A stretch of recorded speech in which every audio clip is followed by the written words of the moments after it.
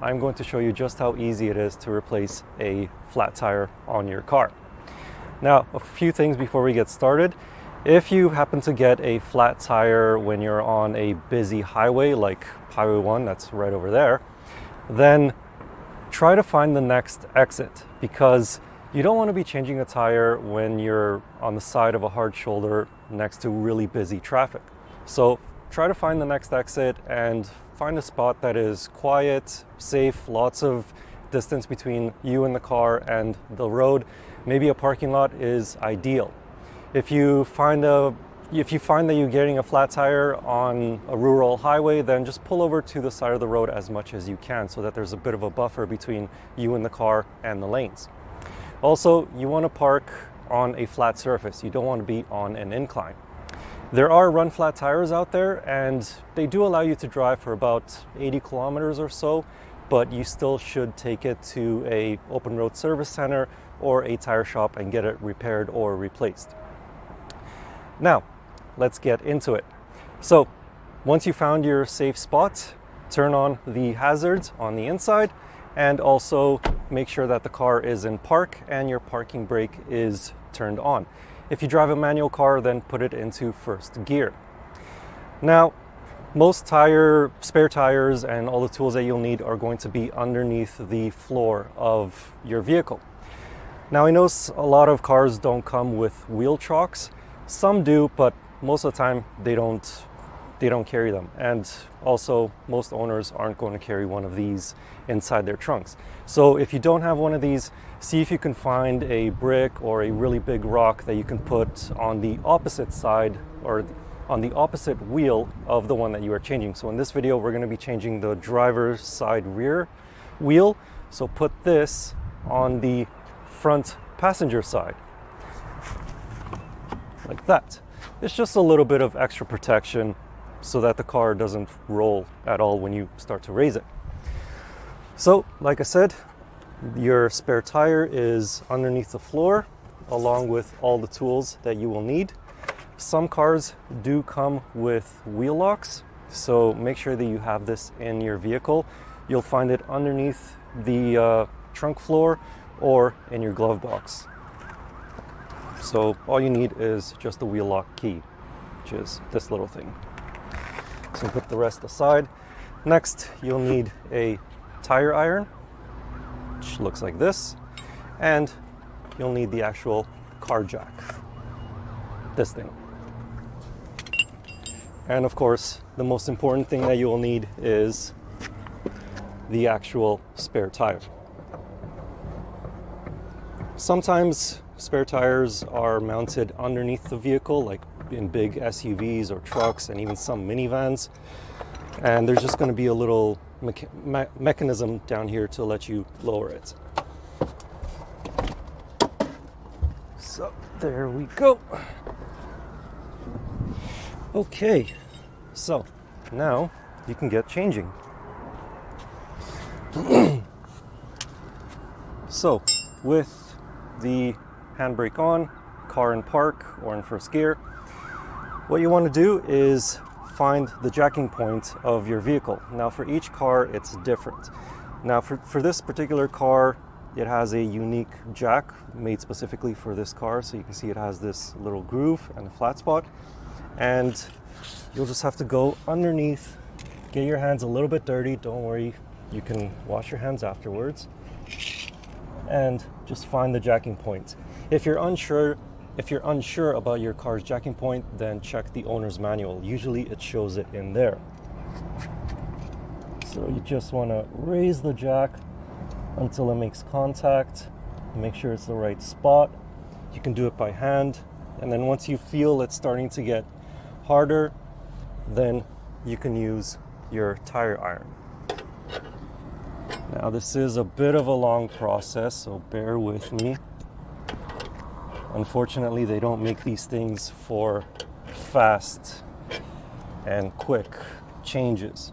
But you just want to lift it up a little bit, make sure that the jack is properly secure, it's at the right spot, and just raise it a tiny bit more, and you should start to see the car slowly lifting. Now, don't lift the tire off the ground just yet. What you want to do is loosen the lug nuts.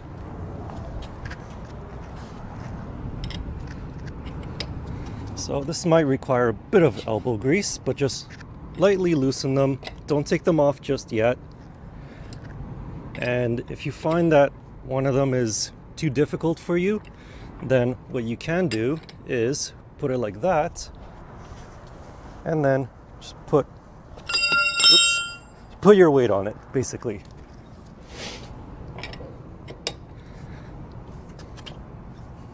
Like that. And then with the last one, you take your wheel lock, make sure it clicks into place, like that. And just loosen it. Now, with the lug nuts loose, then you can continue to raise the car.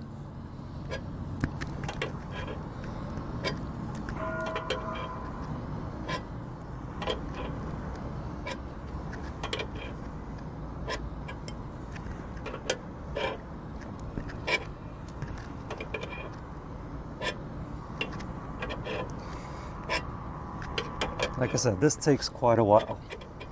It's not the fastest, but eventually you will get there, and you just need about 1/2 inch to 1 inch of clearance until the tire is up off the ground.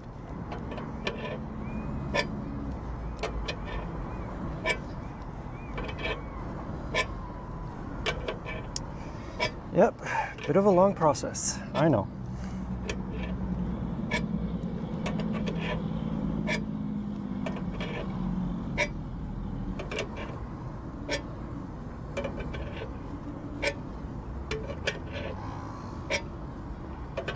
Almost there. Just bear with me. Still on the ground.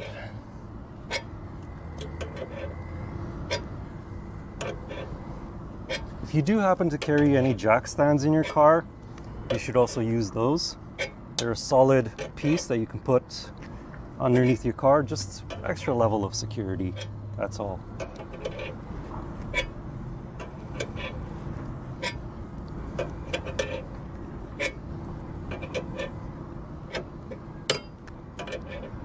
Almost there, I think.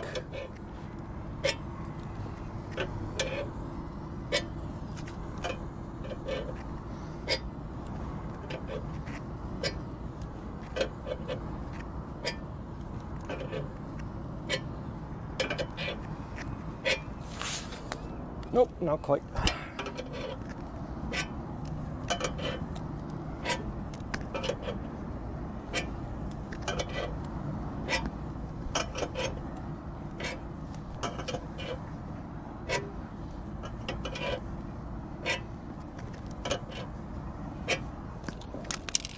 Still not there.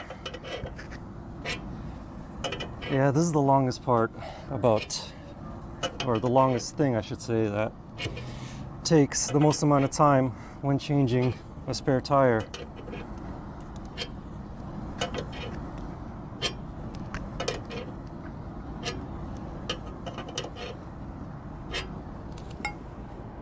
Oh, almost. We're almost there.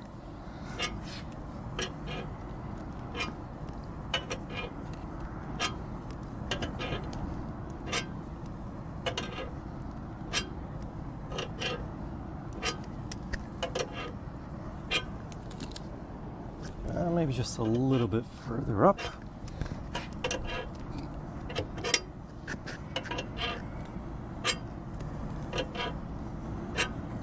Okay, so now that it's up, you can loosen the lug nuts. They should be pretty loose. You can just do it by hand.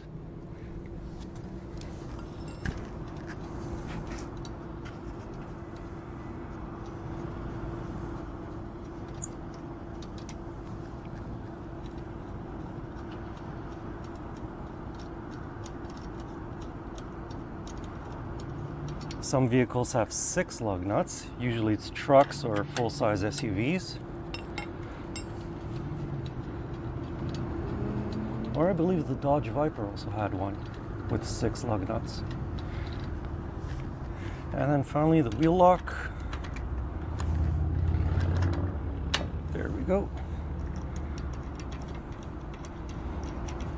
So if you find that the wheel doesn't really want to come off, then what you can do is take the wheel lock or one of the lug nuts, just leave it partially on. So just tighten it up a few threads and then give it a kick.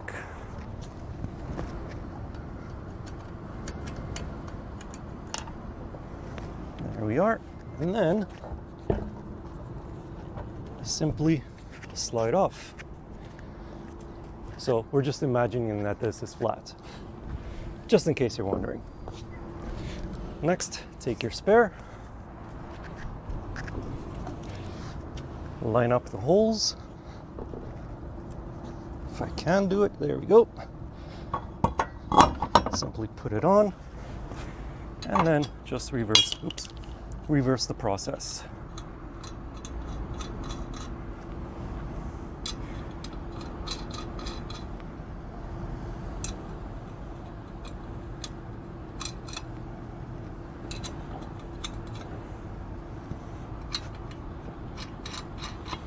Now just make sure that when you do put it on, it's nice and flush up against the wheel hub.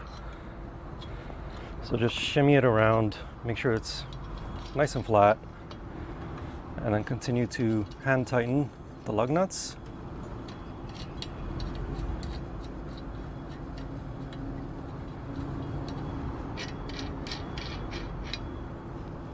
And then use your tire iron, just lightly loosen them, or tighten them I should say. Not too much, just enough. It's nice and flat, and then you can begin to lower your car.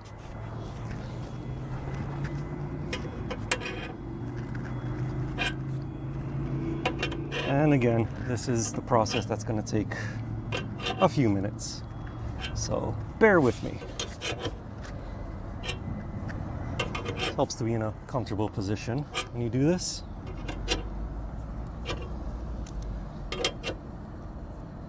Am I loosening it, or I am lowering it, right?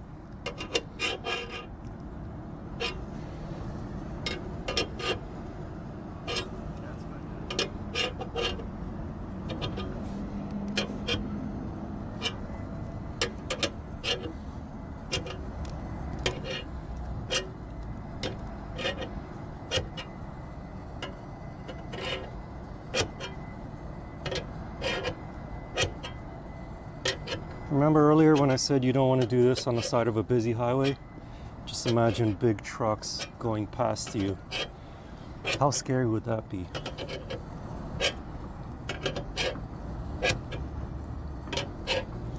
That's why it's important to find a nice, quiet place to do this.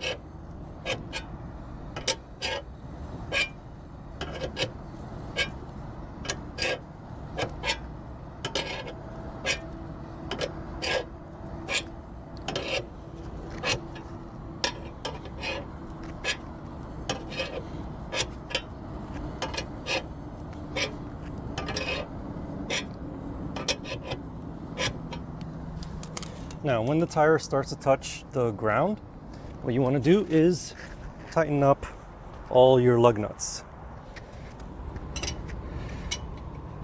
So just give it a good twist, and you want to do it in a star pattern.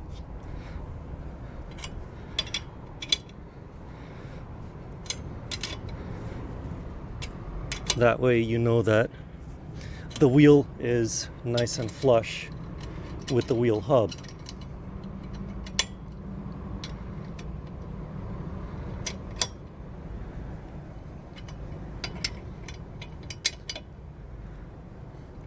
So then just go once again, make sure it's nice and tight. Ideally you would want to use a torque wrench, but again, most people don't carry torque wrenches in their vehicles. So this will do. And now you can lower the car all the way down.